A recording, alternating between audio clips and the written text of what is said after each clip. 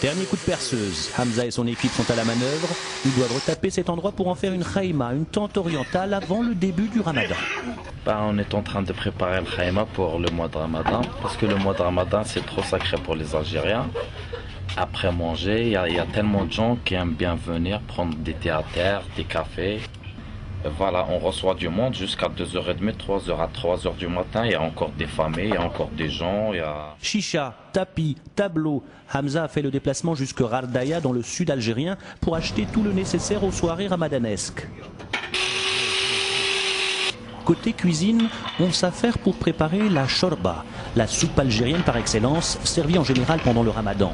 Du blé concassé, le fric, un ingrédient assez difficile à trouver en Europe. Accompagné de légumes et de viande, voilà le bol privilégié pour rompre le jeûne. Pour les appétits plus sérieux, il y a la dolma, courgettes et pommes de terre farcies. Enfin pour le shour, c'est-à-dire le matin avant le lever du soleil, nombreux sont ceux qui s'adonnent au couscous, qu'il soit de semoule ou bien d'orge, un plat complet, de quoi tenir toute une journée sans manger.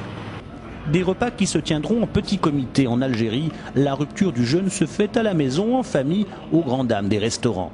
Restent ceux qui ne sont pas musulmans. Patrick Lorenzini vient d'arriver en Algérie en contrat pour 2 ans. Cet entrepreneur français a tout prévu, sauf peut-être... Concernant le ramadan, je n'ai pas vraiment tout à fait pensé au problème pour l'instant. Parce qu'on m'en parle depuis quelque temps, mais là je ne sais pas. Bon, il reste quand même les hôtels internationaux, où on peut manger. Qui dit ramadan dit aussi rush sur les marchés. Mais voilà, sur les stands des fruits et légumes, les prix s'envolent. 40 dinars le kilo de pommes de terre, 50 dinars le kilo de carottes, 120 le kilo d'haricots verts au lieu de 60 dinars habituellement. Un prix doublé et une facture salée pour l'Algérien. Explication. C'est les commerçants qui anticipent sur la hausse des prix. Et donc ça amène à une flambée inévitable.